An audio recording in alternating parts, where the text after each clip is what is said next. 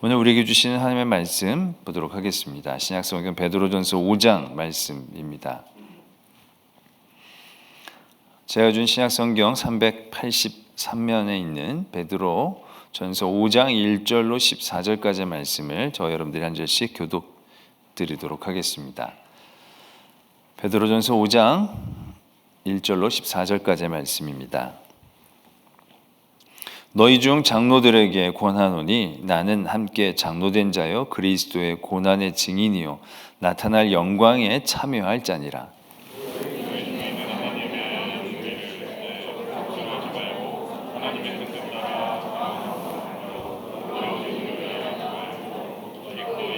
맡은 자들에게 주장하는 자세를 하지 말고 양무리의 본이 되라.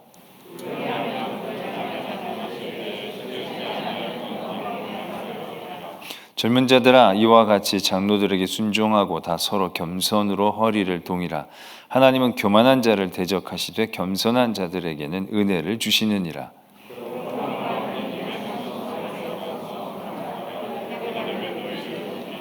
너희 염려를 다 주께 맡기라. 이는 그가 너희를 돌보심이라.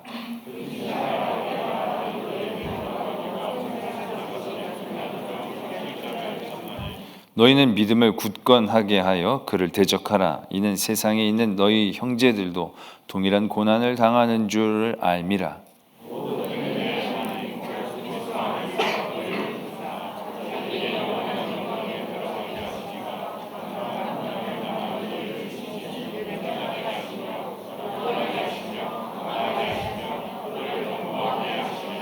권능이 세세 무궁하도록 그에게 있을지어다. 아멘.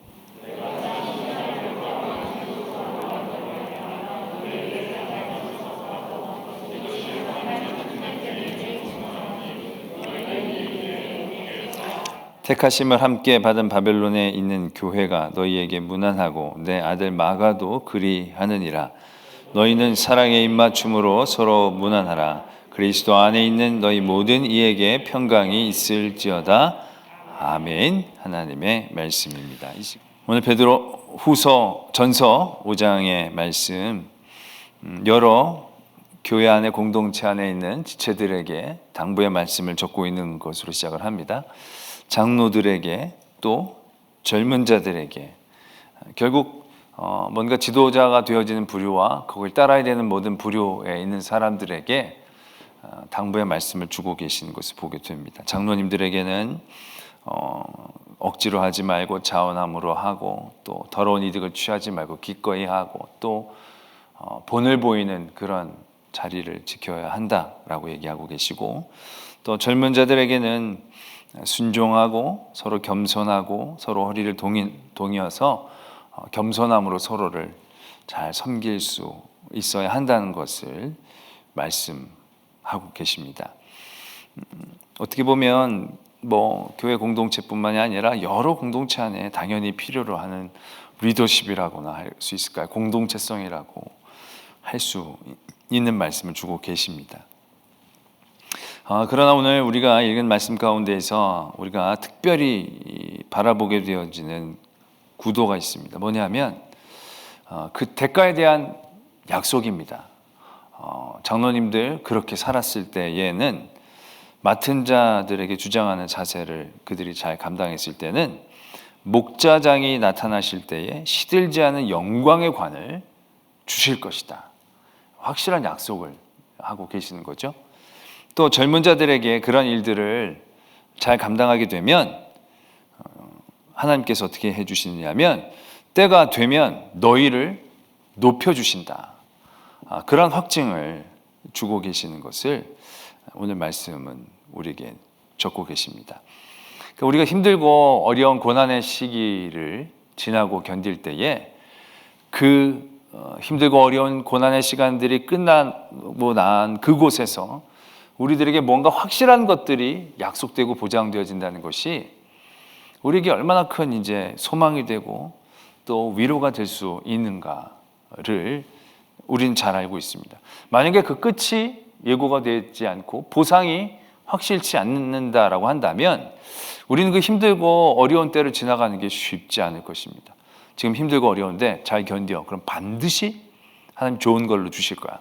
너가 이거 잘 견디면 반드시 이러한 상을 주실 거야.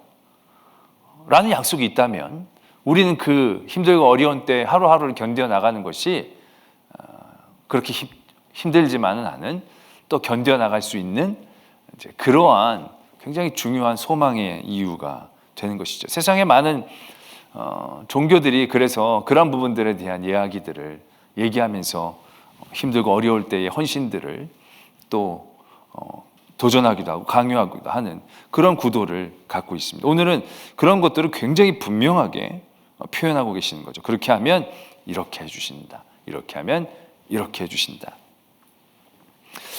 우리가 분명히 하나님 그렇게 말씀하십니다. 너희들이 잘못하면 벌을 주고 잘하면 상을 준다라고 얘기를 하시고 계시죠.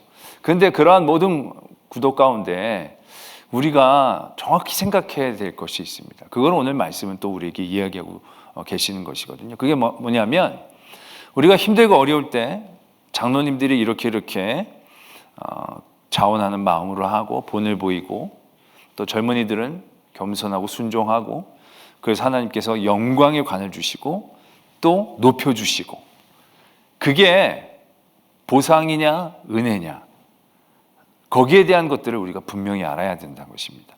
이게 보상이냐 은혜냐, 장로님들이 그렇게 살았기 때문에 그렇게 받게 되는 보상이냐, 대가냐, 상급이냐, 이렇게 했기 때문에 하나님께서 우리에게 주시는 은혜이냐.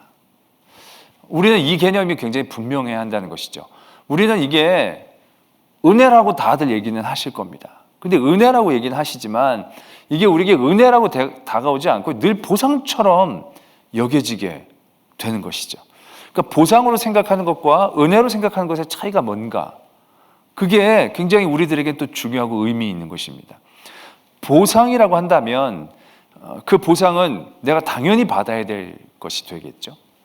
그러함과 동시에 내가 그 보상을 얻기 위해 하는 모든 행동과, 말하자면 시간과 모습들은 보상을 받는 일 이외에는 다른 가치가 있는 게 아닙니다. 그러니까 내가 월급을 받으면 내가 일하는 모든 것은 돈을 받기 위한 행위일 뿐이에요. 여기서 어떻게든 내가 돈을 버는 일들을 하고 그런 생산들을 하고, 그러니까 돈을 받기 위해 참고 견디고, 그래서 돈을 받으면 위로를 받는, 이게 어떻게 보면 보상이라고 생각하면서 우리가 힘들고 어려울 때의 일들을 생각했을 때의 과정이 됩니다. 그러다가 내가 힘들고 어렵게 했는데 내가 보상이라는 것을 받았을 때 그게 내가 힘들고 어렵게 지나온 것에 비해서 작게 여겨지게 될 때 우리는 그러면 시험에 들게 되는 거죠. 우리가 그 포도원 주인의 비유에서도 보면 하루 온종일 일한 친구들이 저녁 마지막 시간에 온 친구들이 받는 돈을 보면서 엄청나게 실망하지 않습니까? 난 저 사람들보다 엄청 많이 일을 했는데, 더 오래 일을 했는데 어떻게 똑같이 받을 수 있느냐. 솔직히 계약은 다 똑같이 한 데나리온을 받기로 한 건데 더 받는 이들을 바라보면서 거기에서 더 말하자면 박탈감들을 느끼게 되어지는 구조가 되어지는 거죠. 우리가 힘들고 어려울 때 이런 말씀들을 기억하고 붙잡습니다. 견디고 또 버티고 또 믿음으로 지켜내면 반드시 큰 은혜를 주시고 오늘도 높여주시고, 이것은 다만 내가 하나님의 나라에 들어가는 그 최후의 심판의 이야기뿐만이 아니라 내 삶의 자리에서도 충분히 기대할 수 있는 그러한 모습이 되는 거겠죠. 그러나 우리 삶의 자리에서 그런 일들 가운데서 우리 스스로가 얼마나 많이 시험에 드느냐는 거죠.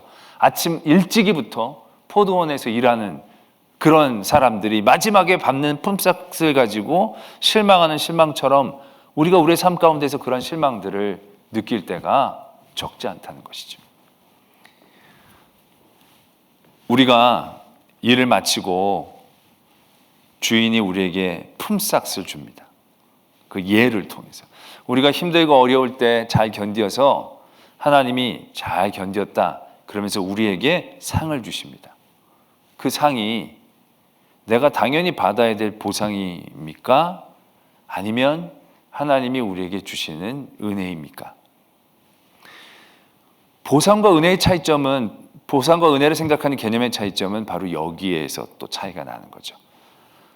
은혜는 내가 그 어렵고 힘든 많은 과정들을 거치고 나서 내가 얻게 되어지는 그 일들만을 위한 가치로 그 과정들을 생각하지 않는다는 것을 의미하는 것입니다.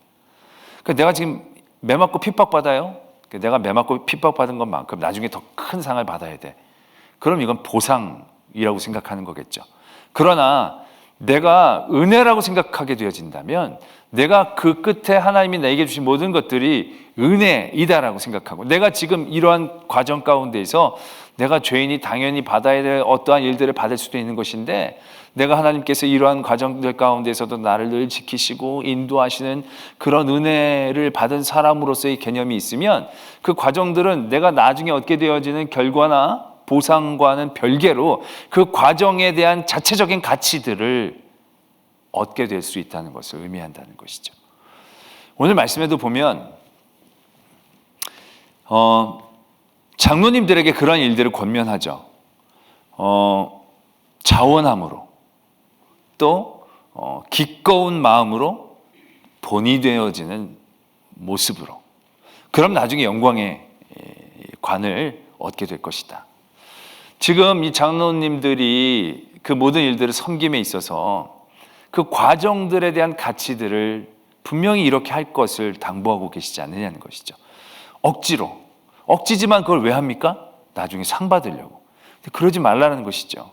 그 모든 과정들이 쉽지 않겠죠. 사람들을 이끌고 사람들을 위해서 모든 헌신한다는 것이 그들에게 쉬운 자리는 아닐 것입니다. 근데 그 자리를 감사함으로, 기쁜 마음으로 그 자리에서의 가치들을 깨닫고 나아감으로 그 일들을 해나가는 마음가짐을 가지라라는 것입니다. 그래야 그것이 하나님의 은혜를 온전히 누릴 수 있는 그 과정 아닌 은혜의 과정들이 되는 것을 의미하는 것이죠. 또 더러운 이득을 위해서 한다는 것, 결국 더러운 이득이 어떤 것이 되는지 모르겠지만, 어떤 더러운 이득인지 모르겠지만 결국 이득을 원해서 한다는 그 모든 것들은 나중에 어떤 결과에 매이는 어떤 가치들을 만드는 거겠죠. 그러니까 그 모든 행동들이 나중에 어떤 이득으로 결과적으로 확실하게 환산되어질 수 있는 것에 매이고 그 일들을 생각하는 거죠. 그럼 그 일들은 어떻게 보면 대단히 생산적이지 않고 소비적인 것이 될 수밖에 없는 것이죠. 소모하는 시간밖에 되지 않는 거죠. 그 일들을 통해서 나중에 결과들을 만들어내는, 그게 아니라는 얘기죠. 그 과정 자체가 내 삶에서의 큰 유익이 되어진다는 사실들을 깨달아야 하는 것이죠. 내가 힘들게 다 기도하고 또 섬기고 예배당 청소하고 막 이런 게 나중에 사람들의 칭찬을 얻고 이런 게 아니라, 내가 이렇게 섬길 수 있는 자리에 있다는 것이, 내가 이렇게 쓰임을 받을 수 있는 자리에 있다는 것이 얼마나 또 기쁘고 감사한 일인가. 그 과정에 대하여 가치들을 분명히 매겨나갈 수 있는 그런 일들, 그런 생각들, 깨달음들이 있게 되어지는 거죠. 그렇게 될 때 내가 누구를 막 주장하면서 이렇게 해라 저렇게 해라 중요한 게 아니죠. 그 사람들이 이렇게 하고 안 하고에 중요한 게 아니라 내가 그렇게 사는 삶을 산다는 것 자체가. 그래서 나를 본을 받아서 사람들이 이렇게 살아서 굉장히 이걸 잘했네, 좋은 교육 방법이네 라고 생각하는 것뿐만이 아니라, 내가 그렇게 삶으로 내가 하나님을 경험하고 하나님의 은혜를 더 깨달아 알게 되어지고, 그 힘들고 어려운 그 과정이라는 자체가 다른 가치들로 우리에게 여겨지게 되어지는 것, 결국 그러한 일들을 만들어내는 것이 은혜를 은혜로 여기면서 그 일들을 해나가는, 우리가 하나님 앞에 하나님의 나라에 들어갈 수 있는 게 내 상급, 내가 잘해서의 어떤 대가, 그게 아니라 아무것도 아니고 죄인 나였는데 구원과 은혜의 자리를 허락해 주시고, 그래서 그러한 삶의 자리로 내가 살아나갔던 모든 시간과 순간들, 그래서 그 기쁨과 감사의 순간과 시간들을 통해서 내가 하나님의 나라에 들어갈 때 그 하나님의 나라를 진정 잘 누리고 즐거워할 수 있는, 결국 이제 그러한 구도가 될 수 있는 것이죠. 그렇지만 그게 아니라 이런 모든 과정들은 다 버리고 대가만을 위한, 그래서 천국에 들어가기 위해서 내가 참고, 천국에 들어가기 위해서 내가 견디고, 천국에 들어가기 위해서 내가 막 하고, 그래서 내가 딱 들어가서 천국에 딱 들어가긴 들어갔는데, 그러면 천국에 들어가서 그 다음부터는 어떻게 하실 거냐는 얘기예요. 내가 천국에 들어가려고 그렇게 열심히 살았는데 천국 들어가면 그 다음부터는 뭘 뭘 위해 열심히 그렇게 사실 거냐는 얘기죠. 뭘 위해서 그렇게 즐겁게 사실 거냐는 얘기죠. 뭔가 목적을 상실할 수밖에 없는 구조들을 만들어내는 것이죠. 무슨 말씀이신지 이해가 되시죠? 내가 그거 이 보상 대가를 위해서 했다. 그래서 오케이 잘했어요. 그래서 보상과 대가를 얻었어요. 그럼 그 다음에 가면 그 다음에 뭐 어떤 보상과 대가를 원하면서 천국에서 사시렵니까? 천국에서 그 이상의 대가, 그 이상의 보상이 뭐가 있는데, 그럼 거기 천국에서는 목적도 없이 방황하게 되는 삶을 살지 않을까 염려할 수 있다라는 것이죠. 우리가 힘들고 어려운 모든, 아니면 훈련이나 연단의 모든 하나님의 사람들일 수 있는 것은 모든 시간들이 버려야 될 시간들로 여겨지지 않게 되는 힘, 그걸 의미하는 것이. 세상은 버리고 무시하고 잊고 그런 시간들이 많이 있겠죠. 그래서 딱 성공하고 올라가면 나머지는 다 잊어버리고. 근데 그게 아니라는 거죠. 그게 은혜가 될 때 그런 모든 과정들이 하나하나가 얼마나 귀하고 값진 것인지에 대해서 고백하고 깨달을 수 있는 거예요. 다윗이 왕이 됐지만 자기가 양치기 때부터 있었을 모든 것들이 알라리 다 감사와 기도와 은혜의 제목이 되어져서 그 하나님 주신 영광의 자리가 또 다른 영광의 자리가 될 수 있고, 그 자리가 또 다른 은혜의 자리가 돼서 나는 이렇게 편하게 지내는데 하나님의 괴는 저렇게 장막이 있고, 막 이런 생각들을 막 해낼 수 있는 어떠한 그런 구도가 된다라는 얘기죠. 그러나 보상으로 받고 나면 그게 어디 은혜가 되겠습니까? 아까도 말씀을 드렸듯이 다 잊혀질 시간, 버릴 시간일 뿐이지. 그리고 받은 것이 늘 뭔가 다른 사람과 비교해서 쟤는 나보다 더 열심히 못한 것 같은데 나랑 똑같은 걸 누리고 있어도 괜히 손해를 본 것 같고, 이제 그러한 결국 세상적인 어떤 가치관과 틀에서 벗어나지 못하는 그러한 이제 모습들이 되는 거겠죠. 근데 우리는 다분히 어떤 힘들고 어려울 때 내가 그 일들을 감당하면서 해나갈 때 그걸 은혜로 보지 못하고 보상이나 대가로 여겨지는, 상급이라고 얘기했을 때 그 상급은 보상이나 대가를 얘기하는 게 아닌 거죠. 그 은혜를 은혜로 누릴 수 있는, 어떻게 보면 우리 안에서의 깨달음의 생각들인 거죠. 그것이 내가 얼마만큼 내가 의로 내 행함으로 그 모든 것들을 누리는 것이 원초적으로 아닌데 거기서 내가 보상을 받고 대가를 얻을 만한 자격이 그 안에 어떻게 형성이 될 수 있겠냐는 거죠. 내가 누리는 작은 것 하나하나라도 그게 어떻게 보면 내가 잘해서가 아니라 하나님께서 그 모든 것들을 허락해 주셨기 때문에 되어진 은혜이어야 하는데, 그래서 우리는 우리들의 삶의 자리에서 은혜를 사모하고 은혜를 바라는 마음들이 있어야 한다는 것입니다. 내가 힘들고 어려울 때도 그것을 참아나갈 때 그 은혜를 바라면 그 은혜를 받는 그 시점에서만 역할하는 것이 아니라 내가 고난받고 힘든 이 자리에서 그 은혜를 바라볼 수 있는 힘이 되는 거죠. 왜냐하면 은혜라는 것이 어느 순간 막 힘들고 어렵다고 어느 순간에 딱 내려지는 그게 아니거든요. 그게 은혜라면 그 은혜는 지금부터 시작하는 은혜를 의미하는 것이거든요. 사랑이 여태까지 사랑 안 하다가 자격이 되면 딱 사랑하는 것을 의미하는 게 아니잖아요. 이럴 때부터, 죄인 되었을 때부터, 어렸을 때부터도, 내가 부족했을 때부터 나를 사랑하는 그 사랑이 은혜잖아요. 그건 그 과정에도 있는 거예요. 내가 힘들고 어려울 때, 내가 잘못해서 벌을 받았을 그때에도 그건 은혜인 거예요. 그래서 그 은혜의 자리로 우리가 보게 하는 것이죠. 그래서 보면 10절에서도 보면 이 모든 은혜의 하나님 곧 그리스도 안에서 너희를 부르사 자기의 영원한 영광에 들어가게 하신 이가 잠깐 고난을 당한 너희를 친히 온전하게 하시며 굳건하게 하시며 강하게 하시며 털을 견고하게 하시리로다. 무슨 말입니까? 결국 하나님은 은혜의 하나님이신데 하나님이 우리에게 영광으로 들어가게 하시는데 우리에게 고난이 있어요. 그 고난 잠깐의 고난인 거예요, 어떻게 보면. 근데 그 잠깐의 고난이 그냥 입 꽉 깨물고 참고 그냥 지나가는 그런 시간들만을 의미하는 게 아니라 그 시간들은 결국 우리를 친히 온전하게 하시고 굳건하게 하시고 강하게 하시며 털을 견고하게 하시는 그런 은혜의 자리다라는 것을 말씀은 분명히 하고 있는 것이죠. 빨리 지나고 잘 견디면 그 다음에 견고해지고 강해지는 게 아니라 결국 그 힘들고 어려워서 내가 잊고 빨리 벗어나고 싶어하는 그런 시간과 순간들이 그러한 시간과 순간들만이 아니라 하나님이 나로 강하게 하시고 견고하게 하시고 굳건하게 하시는 그러한 시간, 그런 은혜의 시간이다라는 사실들을 또한 깨달을 수 있게 되어진다는 것을 말씀은 우리에게 가르쳐주고 계신다는 것이죠. 그리고 은혜로 생각하느냐 보상으로 생각하느냐의 또 다른 큰 차이점, 결국 보상으로 그 일들을 견뎌나간다면 그 모든 행위의 주체는 결국 내가 될 수밖에 없는 것입니다. 결국 보상이라는 것은 내가 누리는 그 어떤 것에 집중하게 하는 것을 의미하는 것이거든요. 그렇기 때문에 내가 견디고 나가는 이 모든 것들이 결국 나를 위한 행동일 수밖에 없는 거예요. 왜? 내가 잘 견뎌서 내가 더 많은 걸 얻고 더 놀라운 걸 누리고, 이 구도에서는 솔직히 크게 하나님이 주신 하나님으로서의 밖에 역할이 필요 없는 거죠. 하나님이 내 삶의 어떠한 주인이나 목적이 아닌 거죠. 내 삶의 주인은 나인 거예요.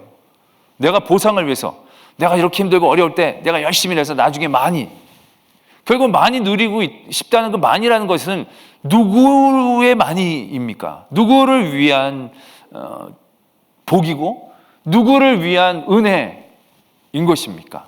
결국 다 나를 위한 것일 수밖에 없다는 것이죠. 날 위해 참고 날 위해 견디고, 그런 구도들은 결국에는 내가 연약해질 수밖에 없는 자리를 만들어내는 거죠. 왜? 내가 날 위해 참는데 아무리 생각해도 지금 참는 게 날 위한 게 아닌 것 같은 생각들이 수없이 많이 우리에게 들 테니까요. 내가 이게 참는 게 날 위해 참는 게 결국 되면 내가 견디는 게 내가 견뎌서 얻을 거에 비해 내가 지금 이걸 피하는 게 훨씬 더 이롭게 여길 만한 것들이 수없이 많이 생기니까요. 내가 순교해서 하나님의 나라 가는데 지금 순교하면 내가 처자식도 있고 그 사람도 있고 이게 덕이 더 안 돼. 수없이 많이 그러한 생각들 가운데서 그래, 내가 지금은 내려놓는 게 더 나은 결정이 될 수 있겠다. 하나님 이건 이해해 주실 거야. 우린 수없이 그렇게 우리를 합리화할 수 있는 구조가 되는 거죠. 그런데 은혜는 나를 위한 게 아닙니다. 내가 여기서 견디는 이유가 내가 되는 게 아닙니다. 젊은 자들에게 요구하는 것을 보면 서로 겸손하고 서로 허리를 동이고 순종 잘하고. 근데 왜요? 그걸 왜 해요? 나중에 겸손하면 때가 되면 너희를 높여주시니까 우리가 높아지려고 겸손 하라는 것처럼 이해할 수 있잖아요. 그게 아니라 하나님은 교만한 자를 대적하시고 겸손한 자들에게 은혜를 주신다라는 것입니다. 내가 왜 겸손하고 왜 순종해야 되느냐? 나중에 내가 하나님이 나를 높여주시니까 높아질 거 기대하면서 낮아지고 겸손하는 게 아니고요. 하나님이 그걸 좋아하시니까, 하나님이 그걸 원하시니까 내가 그것을 하게 하는 그러한 이유를 말씀하고 계신다는 것입니다. 내가 보상으로 받는 것과 은혜로 누리는 것의 차이, 결정적인 차이 하나는 바로 여기 있는 겁니다. 보상은 결국 누구를 위한 행동이 되어지는 것입니까? 나를 위한 행동이 되어지는 것이지만 그걸 은혜로 여기게 되어질 때 그 행동의 모든 이유는 하나님이 되어질 수 있다는 것이죠. 하나님이 기뻐하시니까, 하나님이 좋아하시니까, 하나님이 원하시니까. 내가 왜 겸손해야 돼? 참으면 이게 아니라니까. 하나님이 겸손한 자를 좋아하시니까, 하나님을 기쁘시게 해드리기 위해서, 내가 착하고 선한 일을 해, 내가 하나님의 나라에 들어가기를 위해서. 말은 맞지만 그 하나님, 나를 사랑하시고 내가 사랑하는 하나님, 그게 되어져야 하기 때문에 내가 왜 이런 일들을 해야 돼? 내가 착하고 선한 일을 많이 쌓아서 하나님의 나라는 게 아니라 날 구원하신 하나님을 기쁘시게 해드리기 위해서. 그분이 그걸 원하시니까, 그분이 그걸 좋아하시니까, 그래서 내가 그 일들을 하게 되니까, 하고 싶어지니까, 해야 하는 이유가 거기에서부터 오니까, 그렇게 되어지는 것을 말씀은 우리들에게 이해하게 하고 계신다라는 것이죠. 우리 모두에게 이런 시험이나 환난이나 연단이나 때론 벌이나 그런 모든 과정들이 있습니다. 그 과정들을 잘 견뎌나가는 것이 나중에 우리의 삶의 질, 우리의 삶의 어떤 모습들을 확 바꿔놓을 수 있는 계기와 과정들이 되는 것이죠. 다윗도 훈련도 받고 연단도 받고 벌도 받았습니다. 근데 그때마다 다윗이 얼마나 하나님 앞에 잘 행동을 했기 때문에 그 모든 벌이 나중엔 복의 이유가 되어지고 그런 고난과 어려움의 순간들이 나중엔 연단이 되어져서 귀하게 사용되어지는 과정들이 된 거죠. 그런데 그런 모든 과정들 가운데에서 다윗이 품었던 마음이 뭐냐는 거죠. 잘 견뎌서 왕이 되려고, 잘 견뎌서 복 받으려고, 그게 아니었다는 것입니다. 보상이 아니었다는 얘기죠. 그 모든 것들이 아무것도 아닌 나를 지금까지 지켜주시고 인도해 주신 그 하나님 뭘 기뻐하십니까? 하나님 뭘 좋아하십니까? 결국 끊임없는 하나님에 대한 집중함이 그의 모든 힘들고 어려운 순간과 시간들 가운데에서 보상을 바라며 견디는 게 아니라 은혜로 누리고 은혜로 깨닫고 그 일들을 견뎌나갈 수 있는 힘이 되어졌던 것을 우리가 기억해내면서 오늘 우리에게 주신 이 말씀을 본다는 것이 어떻게 보면 장로들, 젊은이들에게 주는 말씀처럼 들려지기도 합니다. 물론 그렇기도 합니다. 그러나 베드로서에서는 결국 고난과 많은 핍박을 앞두고 있는 성도들에게 그 일들을 어떻게 해나가고 어떻게 맞이하고 어떻게 이겨내 나가는지에 대한 말씀들을 하고 싶으셨던 것이거든요. 거기에 결국 모든 맡은 자들에게 있어서 그 일들을 해나가고 견뎌나갈 때 보상이나 대가를 얘기해 주시는 것처럼 보여지지만 이건 보상이나 대가가 아니라 하나님의 은혜로 누리기를 원하는 그런 자세와 모습들을 말씀하고 계신다라는 것입니다. 이게 가능할 수 있는 이유 중에 하나는 마귀라는 존재가 있기 때문에 그렇습니다. 마귀라는 존재가 없으면 굉장히 우리들이 당하는 시험이나 환난들 가운데에서 늘 하나님이 우리와 함께 하신다는 것에 대해서 우리는 늘 말하자면 의심할 수 있는 상황들이 생기게 될 겁니다. 근데 그렇지 않죠. 오늘 보면 마귀는 늘 우는 사자같이 두루 다니며 삼킬 자를 찾는다는 것입니다. 그러니까 우리들의 삶의 자리에서 늘 마귀들이 우리를 삼키려고 노리고 있다는 사실들에 대해 우리가 인정해야 된다는 것이죠. 우리가 전신갑주를 취하라는 말씀 우리가 나눴을 때도 우리가 분명히 악한 권세에 대한 악한 어떤 세력들, 사탄의 세력들에 대한 분명한 우리가 인정과 깨달음이 있어야 된다고 말씀을 드렸었습니다. 이게 왜 이러냐면 이러한 이 사탄과 마귀의 세력들을 우리는 절대 이길 수가 없습니다. 그러나 우리가 그럼에도 불구하고 견뎌나갈 수 있다는 거, 우리가 조금 더 버텨나갈 수 있다는 거, 결국 이 모든 것들 가운데에서 하나님이 우리와 함께 하시고 우리를 도와주시고 이러한 일들을 통하여 우리에게 역사하신다는 사실들에 대해서 우리가 늘 자각하고 깨달을 수 있게 되어지는 구조가 되기 때문에 그렇다는 거죠. 주일에 예수님께서 제자들의 발을 씻겨주신 것도 그냥 예수님께서 제자들의 발을 씻겨주셨으면 그건 그냥 겸손이고 낮아짐이고 섬김으로 끝날 수 있었습니다. 근데 거기에 가룟 유다가 있으면 얘기가 달라진다고 말씀을 드렸죠. 가룟 유다라는 장치가 있을 때 그것은 단순한 섬김이 아니라 헌신이었고 희생이었고 물이 아니라 피였고, 그래서 예수 그리스도가 우리를 닦아주심은 더 강렬하고 또 더 아름다운 그런 모습이 되어질 수 있었다라는 것을 우리가 나눴었습니다. 사탄 마귀가 우리를 넘어뜨리려고 막 찾는 거예요. 우리가 힘들고 어려울 때마다 수없이 우리를 넘어뜨리고 우리를 흔들려고 하는 거예요. 근데 우리가 어떻게 그 세력을 이겨요? 못 이겨요. 절대 못 이겨요. 근데 우리가 견뎌 나가는 거예요. 하루하루 버티기도 한다는 거예요. 그런 모든 과정들 가운데서 우리는 깨닫는 것이죠. 하나님이 나를 지키시고 계시는구나. 하나님이 나를 막아주시고 계시는구나. 하나님이 욥을 시험하려는 사탄에게 이건 안 돼. 이것만큼은 안 돼. 늘 하나님이 그 주권 가운데서 그런 것들을 갖고 계시면서 우리를 구원하시고 건져주시기 위해 늘 항상 우리와 함께하여 주심을 우리가 깨달을 수 있듯이 우리가 그런 사탄에 대한 세력들에 대한 분명한 인정을 하게 될수록 우리의 힘들고 어려울 때 내가 하루 더 버티는 건 은혜가 되는 거겠죠. 고생스럽게 왜 이렇게 하느냐가 아니라 절대로 이길 수 없는 싸움을 우리가 하루 더 이겨나갔으니까 그건 하나님이 나를 강건하게, 굳건하게, 견고하게 세워주시는 그런 하루하루. 왜 오늘 하루가 이렇게 또 길고 내일 눈을 뜨면 오늘 하루 또 어떻게 내가 버티나가 아니라 이렇게 힘들고 어려운데 내가 어제를 버티고 오늘 또 눈을 떴구나. 하나님이 나를 지켜주시고 보호하시고 계시는 거구나. 내가 조금 더 하나님과 동행한다면 하나님이 더 큰 승리를 얻을 수 있겠구나. 그러고 나서 승리가 우리에게 주어질 때 우린 그게 보상이 아니라 은혜라고 인정되어질 수 있다는 것이죠. 그러한 깨달음을 통하여 힘들고 어려운 순간 가운데에서 우리는 은혜를 얘기할 수 있게 되는 겁니다. 은혜를 찾아볼 수 없는 나의 삶의 자리에서 은혜라는 얘기를 고백하게 되고, 감사라는 얘기들을 할 수 있고, 소망이라는 것들을 품을 수 있게 되고요. 그래서 내가 원하고 세상이 얘기할 수 있는 그 승리의 자리가 아닌 그 어떤 자리에서 우리는 우리 스스로에게 승리를 선포할 수 있는 것이죠.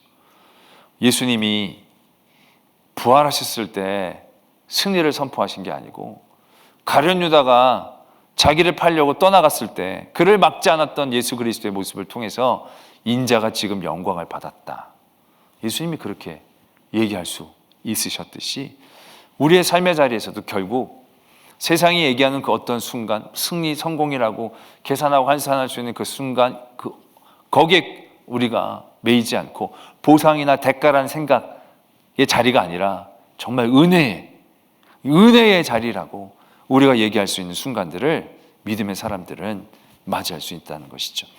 그래서 오늘도 보면 인사 말씀을 막 쓸 때도 결국 은혜와 평강을 얘기하지 않습니까? 은혜와 평강을 찾기 쉽지 않은 삶의 자리에서 은혜와 평강을 과감하게 선포하면서 그 사랑을 나눌 수 있는 모습들을 보면서 우리가 지금 이러한 시기들 앞으로 더 얼마나 어떻게 될지 모르고 하루하루 줄다가도 또 늘어나면 낙심되고 또 여기저기에서 있는 그런 어떠한 어려움의 시간과 순간들 가운데서도 빨리 지나가기만을 바라는 게 아니고, 여기에서 내가 좀 더 강건해지고 또 견고해지고 또 하나님을 더욱더 강하게 바라보게 되고, 그런 은혜를 우리가 도전하고 깨달음을 통해서 진정한 승리, 진정한 하나님의 은혜를 누리고 맛볼 수 있는 그런 성도들 되어지기를 소망합니다.